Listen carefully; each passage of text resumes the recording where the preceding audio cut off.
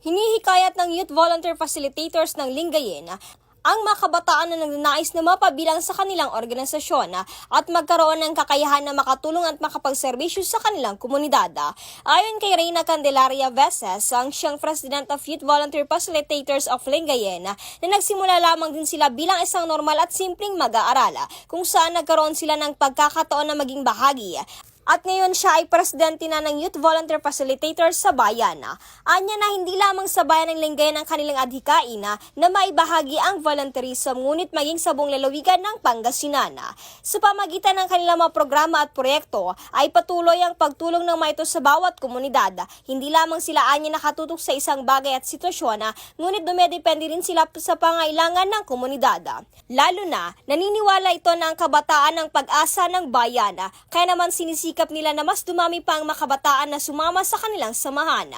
Binigyang din nito ang kahalagahan sa pagkakaroon ng mga kabataang volunteer facilitators para sa pagbibigay lakas at suporta sa mga komunidad, lalo na sa mga nangangailangan. Gayun din ang oportunidad para sa mga kabataan na matuto at magkaroon ng mga bagong karanasan at iba pa. Bukod dito, isa rin sa kanilang mga tinutulungan ngayon ay ang mga out-of-school youth na makabalik din sa kanilang mga pag-aaral. Maaari namang bisitahin ang kanilang official social media page para sa makaragdagang impormasyon.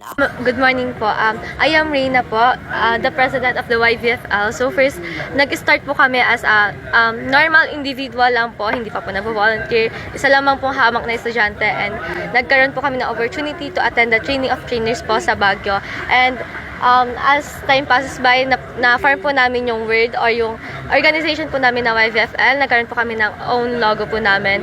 And as you can see po, may mga projects na rin po kaming naitatag.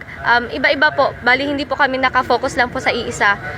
Marami, parang iba-iba po, depende po sa need ng community po namin na nakikita ng individual po. So, sa mga kagaya po namin na estudyante, leaders, or mga working po, kung gusto nyo po mag-join, search for the page po ng YVFL, which is YVFL, Youth Volunteer Facilitators of Lingayen. Doon po may makikita po kayong sign up and pwede po kayong mag-sign in doon. And ayun, may isa pong officer na mag-message po sa inyo para maka-join po kayo. Ano po sa YVFL, focus po nila hindi lang po teenage pregnancy, mental health awareness, pero po in-encourage po namin lalo na mga out-of-school youth. Dito po sa bayan ng Lingayen, hindi po namin ini-encourage na out-of-school youth ay tuloy-tuloy na out-of-school youth lang. Hindi po sila nag-aaral, pero we encourage them also to join us and we give them opportunity and to go back to schooling po. So sana po sa mga kabataan po ng Lingayen, estudyante man po kayo, out of school youth, member of the Corpis, samahan po natin ang YVFL dito po sa bayan ng Lingayen, kabataan ng Lingayen, oras natin to. Para sa programang Bombo Hanay Big Time, Patrol numero 1 Bombo Ira Chicano naguulat.